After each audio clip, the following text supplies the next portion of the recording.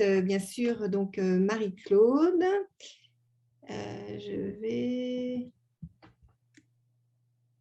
Donc, nous avons Amélie Duchesne qui est présente avec nous. Il y a Céline Aïtaillan qui va être là aussi, Marie-Claude Laroche, Carole L'Espérance et Philomène Nacure qui vont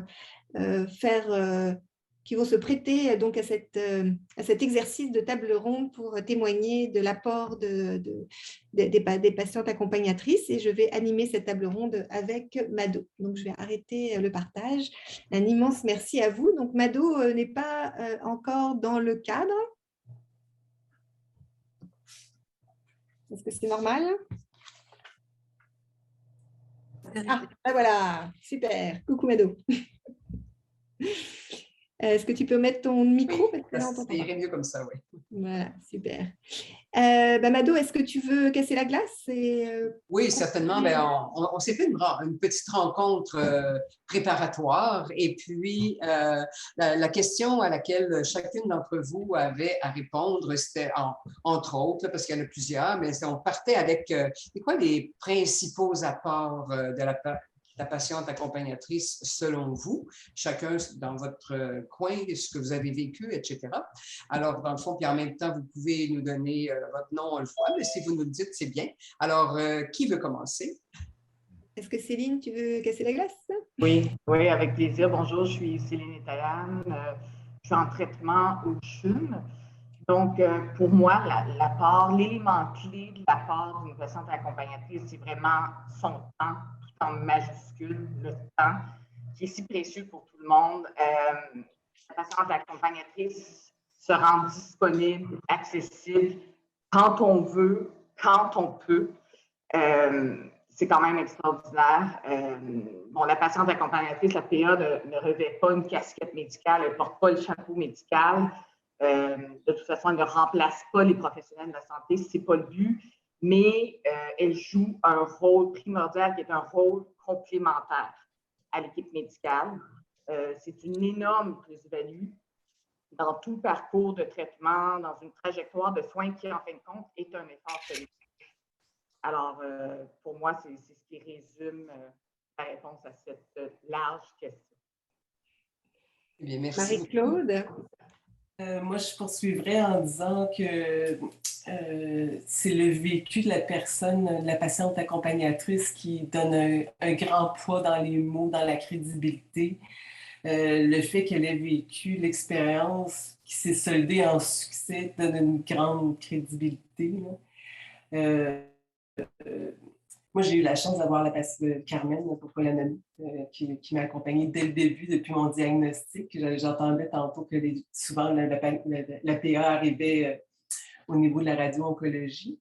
Moi, j'ai eu Carmen au départ, puis ça a été inestimable l'apport que ça m'a procuré pour enchérir ce que Céline disait, le temps consacré, mais c'est aussi la personne est neutre, est concentrée, investie dans notre histoire, hein, parce qu'on entend beaucoup d'histoires positives, négatives, stressantes, effrayantes, mais à la fin, c'est notre histoire qui compte et notre PA est consacrée à notre histoire. Moi, dans toutes les personnes, j'ai été chanceuse. Dans toutes les personnes qui m'ont entourée, j'ai été très bien entourée, mais ma PA a été la personne qui a eu plus d'impact positif sur mon bien-être psychologique et de surcroît dans ma démarche vers la guérison. Merci. Merci. Philomène, peut-être? Oui, bonjour à tous. Moi, j'ai eu la chance d'être accompagnée par Mado, qui est là. Merci, Mado. Et puis, dès le premier jour, elle m'a fait sentir, justement, je n'étais pas une personne malade. Donc, j'étais là, j'avais la maladie qu'il fallait justement soigner. Et puis, c'est ça, elle m'a fait sentir vivante et elle m'a expliqué vraiment, c'est comme de A à Z, qu'est-ce qui va se passer. Et puis là, je me sentais, je sentais que je n'avais plus la résistance de tout ce qui allait arriver. Et puis donc, tout était clair avec les explications qu'elle m'a données. Oui, j'avais des informations que j'ai eues tous les documents que j'ai reçus de l'hôpital. Mais lire ça avec la tête, justement, dans l'état où on est quand on vient de recevoir un diagnostic, on ne comprend rien. On a beau être, donc on est tous allés à l'école, mais quand on commence à lire ces informations, on ne comprend rien. Mais quand il y a une personne qui a vécu la même chose et qui vous dit, voilà ce qui va arriver, ça se passe comme ça se passe comme ça, on se sent rassuré. C'est ça justement son rôle, me rassurer et puis me faire sentir vivante, et tu es vivante et tu vas te passer à travers. C'est vraiment ça et puis je la remercie beaucoup. Merci. Amélie? Merci.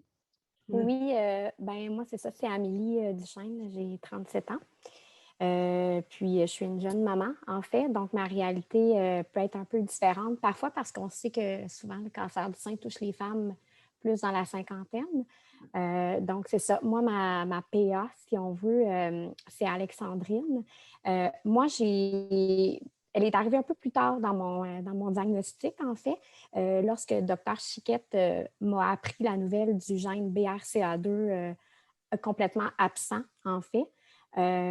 Donc, comme je le disais, moi, ça a été plus épeurant pour moi d'apprendre que j'avais un problème de génétique et non que c'était un cancer qui arrivait par hasard.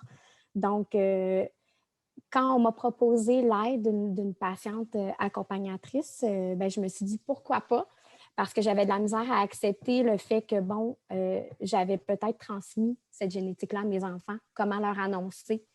Donc, on m'a proposé l'aide d'Alexandrine, qui a été formidable, qui a été d'un réconfort. Moi, c'est le mot qui me vient à l'esprit.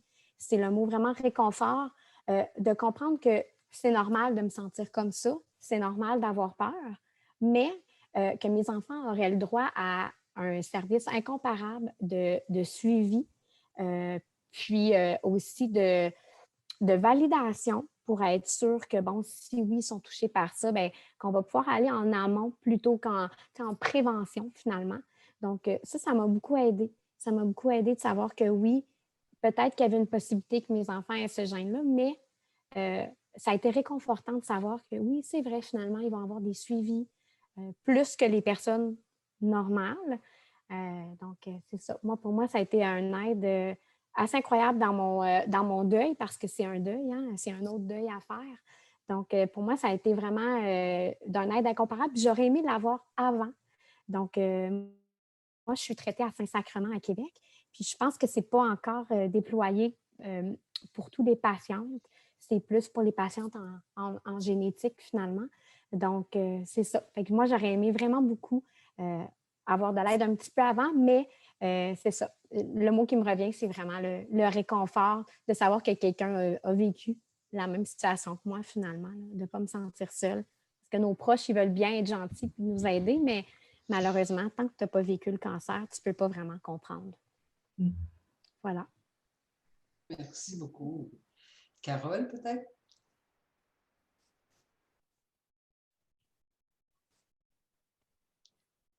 Et bonjour tout le monde.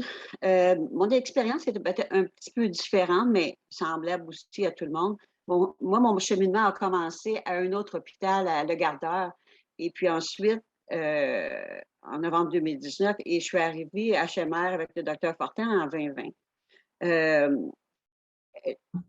Je me suis sentie extrêmement seule, disons, les premiers 9 mois de mes traitements. J'avais l'impression de marcher seule là, dans un tunnel, de me rendre à une fusée là, qui m'envoyait en l'espace. Là. À chaque fois, j'avais un traitement et puis c'était difficile. Mais j'étais pour être au-dessus de tout ça.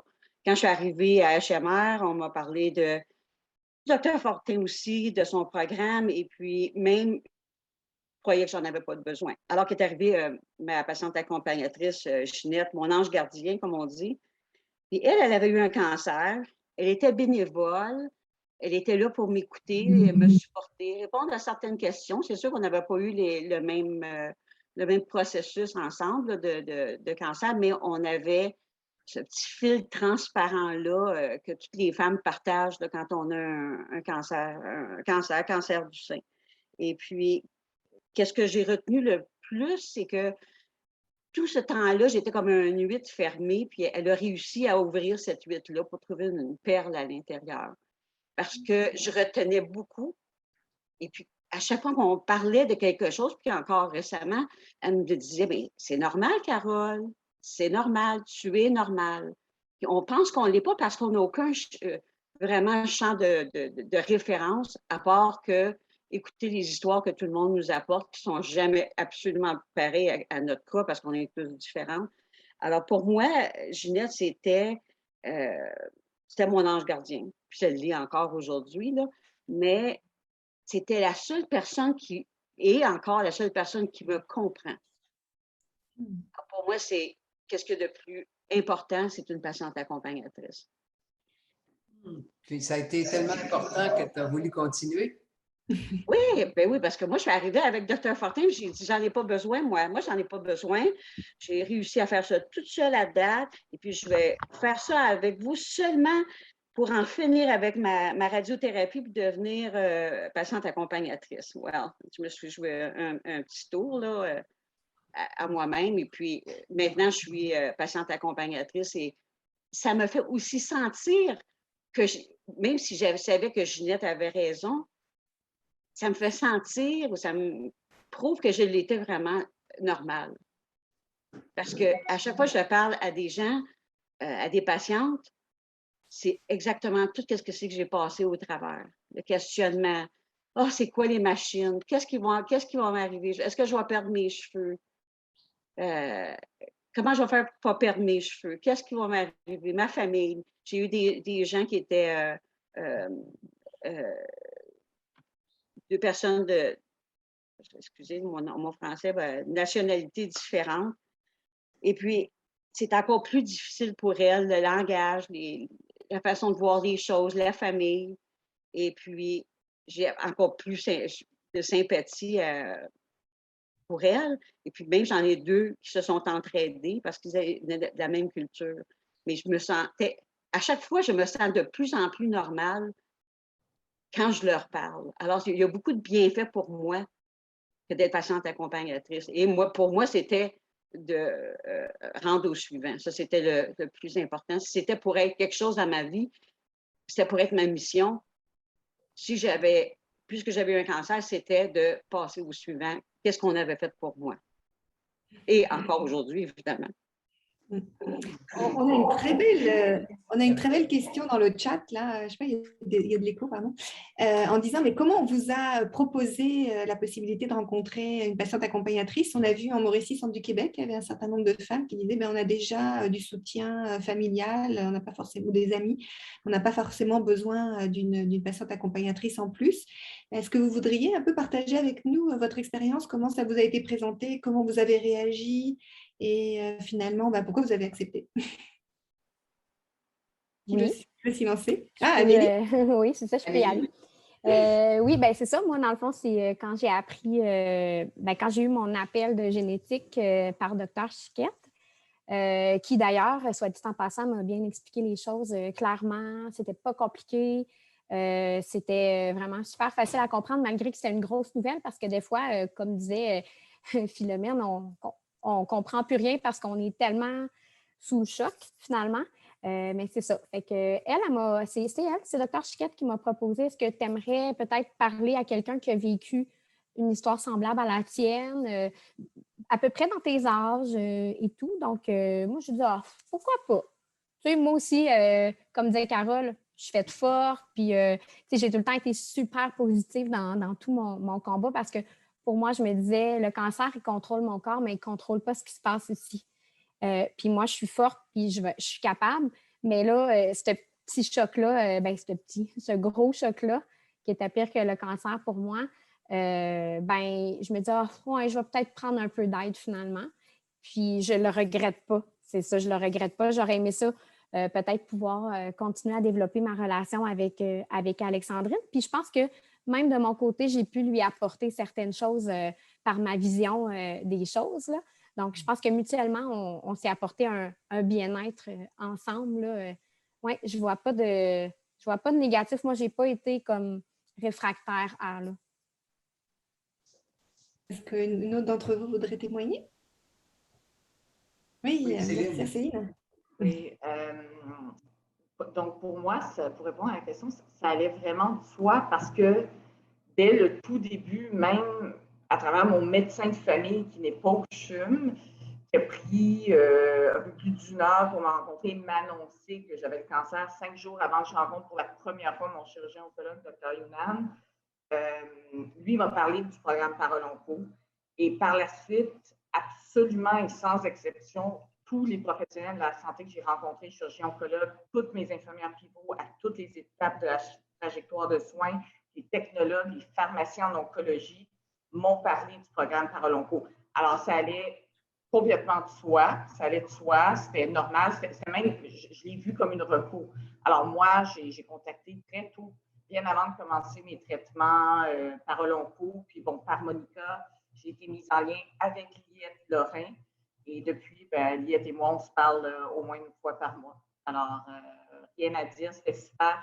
Est-ce que j'aurais contacté Parole Onco? Est-ce que j'aurais rencontré Liette Lorrain si ce n'était de chaque professionnel de la santé qui m'ont mentionné l'existence de Parole Onco? Peut-être pas. À la quantité de paperasse, de documentation qu'on soit, qu'on a à lire, de vidéos à visionner. Bon, en temps de COVID, c'était surtout des vidéos, ce n'était pas des formations en personne.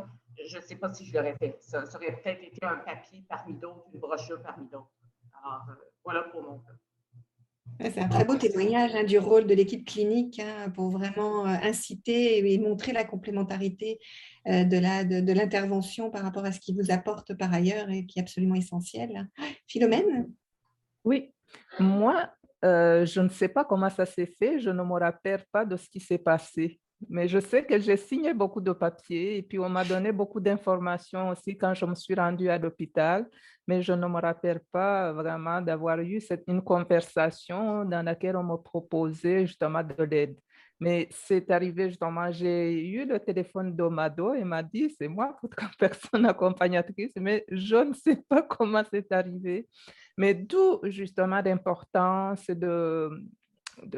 d'accompagner la personne qui, quand elle se présente à l'hôpital, dès l'annonce du diagnostic, parce qu'on n'est plus là, la tête n'est plus là, on ne pense qu'à la maladie, le nom qu'on vient d'attendre, et quand on nomme le cancer, on pense que c'est la fin du monde, et moi, je ne pensais qu'à ça.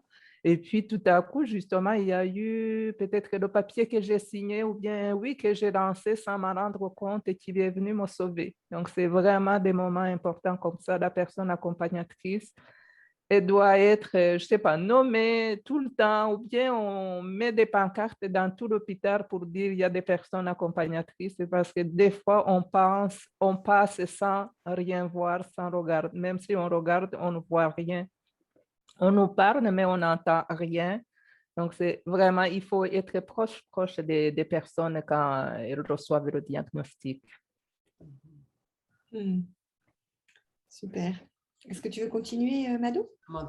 Avez-vous d'autres commentaires? Dans le fond, ce qui me venait, c'est est-ce que, une question comme ça, est-ce qu'il y a des choses ou des, je ne sais pas, que vous avez, la présence de votre patiente accompagnatrice, est-ce que ça a fait que vous avez parlé de choses différentes ou que vous avez été différente? En quoi la différence est là? Mettons que ça n'aurait pas été une patiente accompagnatrice, ça aurait été une infirmière pivot qui aurait eu beaucoup de temps. Ça se peut pas tellement, mais quand même. Alors, qu'est-ce qu'il y a eu de différent parce que c'était une personne touchée par le cancer, elle aussi? Est-ce que Marie-Claude ou Philomène? Oui. Philomène. Oui, ce qui a été différent, c'est que justement, Mado s'est présentée en me disant justement, elle m'a parlé de son parcours, je me sentais rassurée. Elle m'a parlé des enfants, je me sentais rassurée parce que moi aussi j'ai des enfants. J'ai 3 garçons et puis moi, j'avais tellement peur parce que justement, mes enfants, leur père est décédé et puis on est ici, on n'a pas de famille proche ici. J'étais vraiment comme sur une île déserte et je me demandais comment ça allait se passer. Mais Mado m'a rassurée tout de suite. Et puis même, elle m'a aidée. Je lui ai même dit, comment je vais annoncer ça aux enfants? J'ai dit, il y a un seul qui le sait. Mais puis, elle m'a dit, d'une façon calme, elle m'a dit, comment tu as raconté ça justement à ton garçon qui est au courant? Je dis, je ne sais pas, mais c'est sorti. Et puis, elle m'a dit, pour les autres aussi, tu vas leur raconter ça et puis attends que le moment arrive comme c'est arrivé pour d'autres. Et puis, à partir de ce moment, quand j'ai réussi à parler à mes enfants, toutes les choses se sont passées vraiment de façon extraordinaire. C'est comme justement, eux aussi, ils avaient peur au début et puis ils sont allés chercher des informations sur Internet. Mais ils étaient rassurés. Quand j'avais des papiers, quand je rencontrais un médecin, je leur donnais toute l'information et puis on n'en parle pas. Même maintenant, quand j'ai des rendez-vous, ils ne me demandent pas ce qui se passe. C'est comme justement, tout va bien, maman n'est pas malade. Oui, il y a eu ça, mais ils sont rassurés. Et puis, c'est vraiment grâce à Mado parce qu'elle avait traversé la même chose. D'où, justement, il faut, je pense, justement, jumeler des personnes avec une personne accompagnatrice qui a vécu les mêmes affaires. Parce qu'on peut parler de personne à personne, justement, voilà mon parcours qui est semblable au tien et ça aide énormément. Est-ce que Marie-Claude, tu veux réagir? Oui, mais pour enchérir, la PA apporte le vécu, on s'identifie, on vit les mêmes choses, alors c'est complémentaire à un support important aussi qui est celui de l'infirmière pivot, qui est très, très, très, très indispensable aussi parce que l'infirmière pivot est très, très proche du chirurgien oncologue, puis quand on a des questions plus techniques donc, c'est ça la différence, que la PA ait vécu le cancer, c'est vraiment le côté humain là, qui embarque dans la relation. Et puis Émilie, Carole, Carole, puis après Émilie. Il y a des choses que j'ai discutées avec Ginette que j'aurais jamais même parlé avec qui que ce soit. Mais quand on commence à parler avec une PA, on ne sait même pas de quoi on veut parler. Alors moi, Ginette a déroulé son expérience. Puis suite à ça, j'ai été capable de discuter des choses avec elle comme la réaction négative de certaines personnes quand on a un cancer, qui s'éloignent de nous. Je ne voulais pas le dire à mes petites nièces, mes jeunes nièces, là, en bas de 12 ans, les trois. C'était très important pour moi de ne pas le dire ou de le dire à mon temps, à moi. La réaction sociale des gens qui jugent les gens qui ont un cancer aussi. Ah, tu aurais dû faire ça. Est-ce que tu penses que tu as fait ça? Penses-tu que c'est parce que tu as fait ça? C'est très difficile à vivre. J'ai eu une parcelle, j'ai eu des atomes crochus, je l'ai encore, avec ma pharmacienne à l'hôpital Le Gardeur. Puis j'étais capable de parler de certaines petites choses avec elle, mais c'est sûr que ce n'était pas sa responsabilité, c'est juste qu'elle était très gentille. Et même l'infirmière pivot, c'est pas ça. C'était parce que Ginette avait eu un cancer. Et puis, c'est elle qui pouvait comprendre certaines choses comme ça. Puis, je me sentais à l'aise et non jugée surtout par elle. Non jugée. Je sentais que je pouvais dire n'importe quoi, puis que ça me reviendrait pas négativement envers moi. Ça, c'était très important parce que c'est difficile de laisser aller, c'est d'ouvrir l'huître, comme on dit, là. De laisser aller. Merci, Carole, merci. Ouais, super témoignage. Est-ce qu'Amélie, justement, pour les enfants, et puis, bien sûr, Céline, après. Ben, en fait, moi, quand j'ai parlé avec Alexandrine, une des choses avec laquelle je n'aurais pas pu parler avec mon infirmière pivot ou une autre personne, c'était justement, comme tu disais, Carole, le côté jugement. Parce que moi, j'allais faire de la chimiothérapie et tout. Puis, moi, j'ai apprécié pouvoir lui parler, en fait, moi, j'avais peur de me faire juger. Puis là, au début, je me disais, je vais mettre une perruque, puis personne ne va le savoir que je fais de la chimio parce que j'avais donc bien peur qu'il me regarde puis disait, elle fait pitié, elle.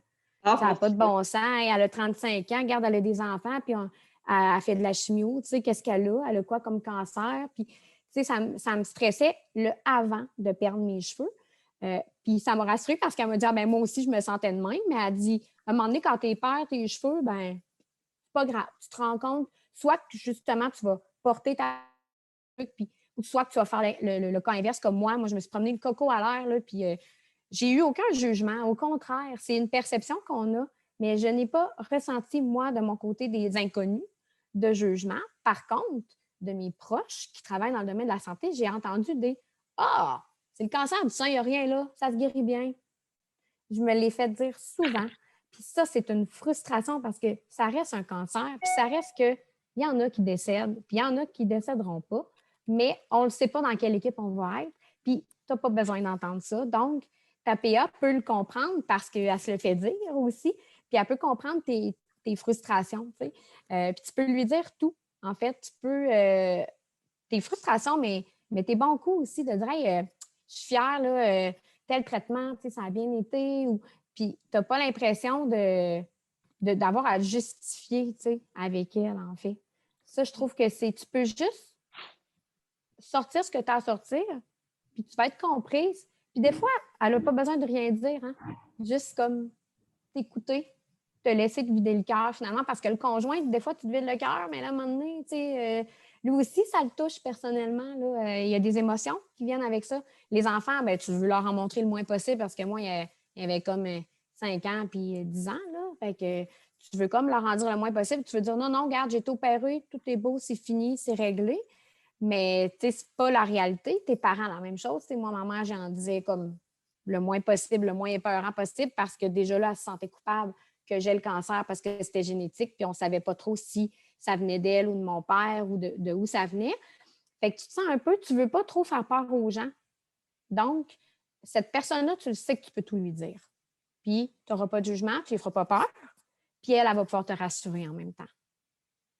C'est précieux. Ouais, vraiment, quel beau témoignage aussi, Amélie. Hein? Si on a le temps, Céline j'aimerais ça poser une nouvelle. OK, j'allais dire, comment est-ce qu'on pourrait améliorer ça? Est-ce que Céline, tu peux partir sur ça? Comment vous voyez que vous pensez qu'on pourrait améliorer l'offre de patientes accompagnatrices? Est-ce que, Céline? Je vais peut-être répondre aux 2 questions. Oui, c'est ça, oui. Alors, pour revenir à la question de juste avant, il y a rapidement 3 sujets que j'ai abordés uniquement avec ma PA, avec Juliette. Le sujet de la perte de cheveux, de sourcils, de cils. Finalement, je n'ai jamais porté de perruque, mais bref, c'était un sujet important au début. Ensuite, comment communiquer à mes parents, particulièrement à mes parents, parce que mes parents pourraient être mes grands-parents. Alors, c'est ce qui m'a fait le plus peur, c'est de le dire, de l'annoncer à mes parents, comment m'y prendre, quand, etc. Puis aussi, comment gérer les gérants d'estrade qui étaient... j'ai beaucoup de médecins spécialistes dans ma famille. Et bref, c'est de gérer ces proches-là qui étaient comme des gérants d'estrade là, dans mon plan de parcours, trajectoire de soins. Donc, c'est les 3 sujets que j'ai vraiment juste abordés avec Liette, particulièrement. Pour répondre à l'autre question, Mado, que tu viens d'ajouter, comment l'améliorer? J'ai comme l'impression que ma réponse va être plus ou moins objective ou biaisée parce que moi, du début à la fin de l'annonce du diagnostic jusqu'à ce jour, j'étais en contexte pandémique. Alors, c'est sûr que j'aurais le goût de dire « Ah, j'aurais aimé rencontrer Liette », mais c'est pas du tout là, un reproche ou quoi que ce soit. Le contexte pandémique empêchait ça. C'était pas prudent, c'était pas une bonne idée. En plus, moi qui étais, immunosupprimée, etc. Donc, d'offrir, je pense que c'est déjà fait, mais d'offrir vraiment le choix, que ce soit un téléphone sans webcam, donc sans vidéo, ou avec vidéo pour justement peut-être enrichir les interactions, ou en personne, hors contexte pandémique. C'est peut-être quelques points d'amélioration, mais oui et non. C'est plus un commentaire que je fais de COVID-19 en fin de compte. Merci. Merci. Est-ce qu'il y a d'autres personnes qui verraient comment on pourrait améliorer ça pour le futur? Oui, mais Amélie? Oui, bien, en fait, moi, de mon côté, c'est ça, comme je disais, c'est que nous, à Québec, à Saint-Sacrement, c'est offert aux personnes qui sont uniquement en génétique, de ce que j'ai compris. Puis, ben, c'est sûr que je pense qu'il va y avoir un projet d'améliorer ça puis de l'offrir à tout le monde, mais pour vrai, tu sais, je veux dire, moi, je me disais, crime, quelqu'un qui n'a pas de génétique, là, à qui il parle de tout ça?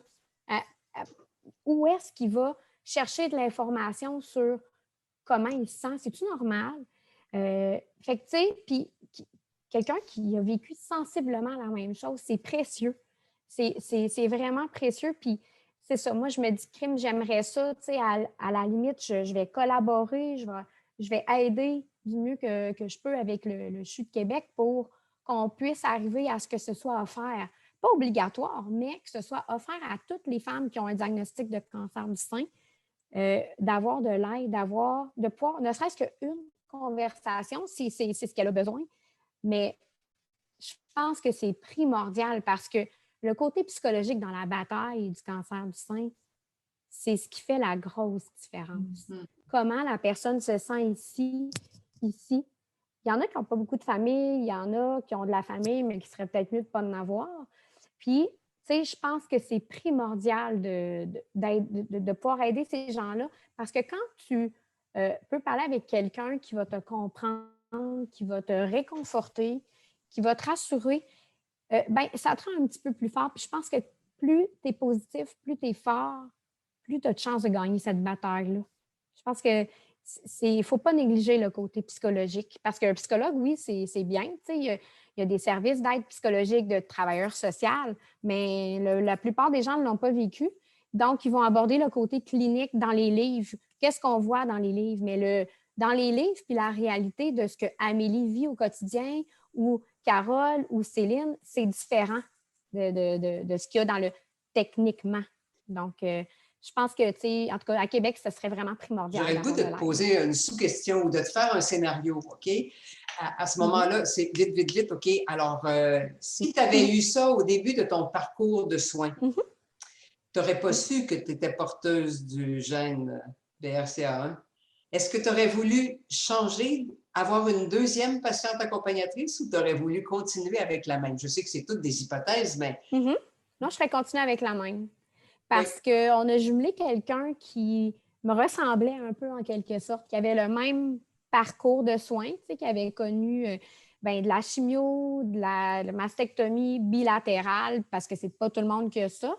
Donc, oui, j'aurais choisi la même. Moi, l'important pour moi, c'est oui, là, moi, j'ai le gène. C'est sûr que ça prend quelqu'un qui a ce gène-là parce que c'est différent. Le parcours va être différent, génétique ou pas. Veux pas, moi, j'ai plus de risques un peu. Donc, ça, c'est primordial.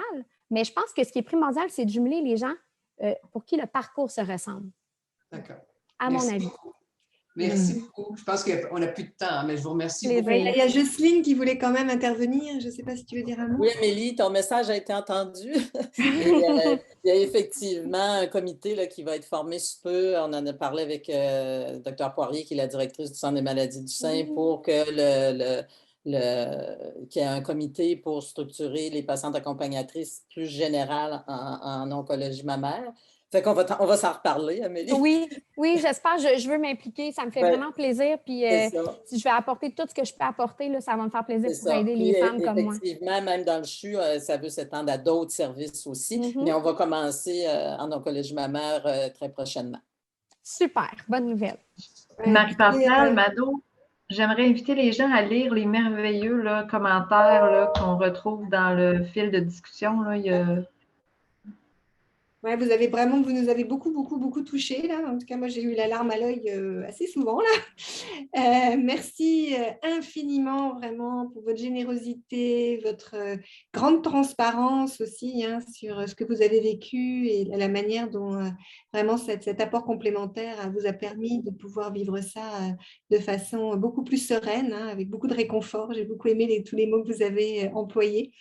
Et si vous êtes d'accord, c'est vraiment des témoignages qu'on aimerait pouvoir garder. Ça a été très, très, très apprécié par toutes les personnes présentes. Là, vous allez voir les commentaires, c'est assez impressionnant. Donc, merci vraiment du fond du cœur au nom de nous tous. Là, on est encore 75 en ligne. Là. Vraiment, c'est exceptionnel ce qu'on vient de vivre comme moment. Donc, merci. Merci pour vos beaux commentaires. Marie-Pascale, oui. Marie-Pascale, je m'excuse de couper, mais il y a quand même une dernière question dans le chat qui me paraît assez importante. Ah, c'est laquelle? Parce que j'en vois plein. Là, merci pour les patientes. Est-ce que ça vous est arrivé d'avoir la difficulté, pour ce qui est des patientes accompagnatrices, à accompagner une patiente et pour quelles raisons et vers qui vous êtes-vous tourné pour de l'aide? Très bonne question. Je ne sais pas, ce serait plutôt Mado et Carole qui pourraient... Excusez-moi, je la cherchais la question, que je n'ai pas entendue. Si ça vous est arrivé de ne pas avoir... D'avoir de la difficulté à accompagner une patiente, pour quelles raisons et vers qui vous êtes-vous tourné pour avoir de l'aide? Ouais. Ça s'adresse aux patientes accompagnatrices. Vas-y, Linda, oui. De la difficulté, c'est plutôt une situation particulière. Là, j'avais une patiente qui avait des problèmes anxieux. Elle avait été suivie au niveau psychologique, au niveau santé mentale par son médecin de famille. Et puis, c'est comme si, son suivi oncologique était bien fait à l'hôpital, mais elle n'avait pas soulevé cette question-là à son radio-oncologue. Elle était en radiothérapie à ce moment-là. Et je voyais qu'en l'accompagnant, qu'il y avait une instabilité, qu'il y avait une inquiétude, qu'il y avait une problématique, soit au niveau de la communication ou du suivi de santé mentale. Donc, moi, j'ai retourné le journal de bord, mais j'ai envoyé aussi un message particulier à Israël Fortin et son infirmière clinicienne pour s'assurer de faire le suivi dans l'immédiat parce que je ne voulais pas que cette patiente-là décompense au niveau santé mentale. Elle avait de la difficulté à avoir un rendez-vous avec son médecin et je voyais qu'elle était vraiment instable. Donc, eux, ils ont apprécié d'avoir que je soulève cette information-là rapidement et ils ont fait les démarches nécessaires pour qu'elle soit vraiment bien suivie, stabilisée et la patiente a vraiment apprécié. Une autre fois, j'ai eu une patiente qui a eu une infection suite à la chirurgie. C'est arrivé à la fin de semaine. Elle n'avait pas bien compris qu'il fallait qu'elle aille à l'hôpital. Elle est allée dans une clinique privée, pas une clinique privée, mais une clinique sans rendez-vous. Et puis, le médecin, évidemment, ne connaissait pas toute son histoire. C'était une dame d'une autre culture. Sa fille l'accompagnait. Il y avait vraiment beaucoup d'inquiétudes. Donc, moi, tout de suite, j'ai contacté l'infirmière pivot et je me suis assurée qu'elle ait un suivi, un rendez-vous, un appel téléphonique dès le lundi matin pour la prise en charge. Donc, évidemment, quand on a nos rencontres quotidiennes ou à chaque 2 semaines, Israël Fortin est avec nous et puis je lui ai posé la question. Donc, est-ce que vous préférez que la patiente vienne à l'urgence pendant la fin de semaine s'il y a un problème d'infection ou autre, ou elle doit attendre lundi ou elle doit aller dans une clinique privée et eux préfèrent vraiment qu'elle vienne à l'urgence parce que le médecin de l'urgence va pouvoir avoir accès à son dossier, contacter l'équipe en oncologie qui est de garde la fin de semaine pour avoir un meilleur suivi. Ce n'est pas des grandes difficultés à résoudre, c'était plutôt d'ordre technique, mais c'était d'agir rapidement. C'était vraiment l'impact d'agir rapidement. Je sais qu'il y a eu d'autres personnes. On va arrêter là, Linda, parce que malheureusement, on est à court de temps. Là, on était déjà un peu serré. Là, c'est un peu difficile. Marie-André, si tu peux nous dire ça en 1 minute au max. Oui, absolument. Je voudrais juste, parce que je voyais tous les beaux commentaires dans le chat, mais je voudrais juste dire que moi, comme patiente accompagnatrice, d'avoir entendu ces commentaires-là ce matin, ça me réconforte dans mon rôle parce que nous non plus, on n'a pas d'évaluation, on n'en a pas de commentaires.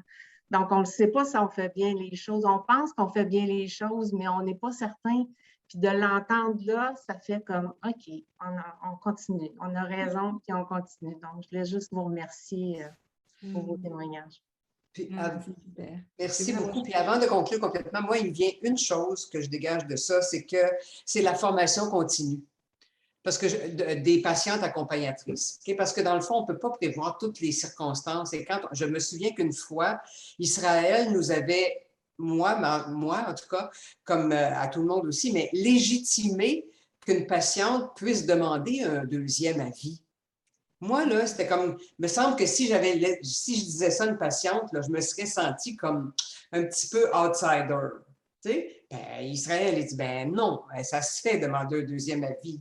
Alors, la formation continue dans des choses concrètes comme ça, notamment par les rencontres qu'on a, c'est très important. Ouais.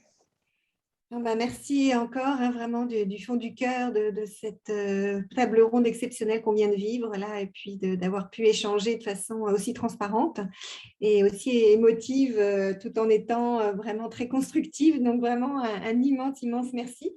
Et puis on est heureux de vous voir en pleine santé et puis d'être avec nous. Donc on vous envoie tout plein d'ondes positives et plein de bonheur.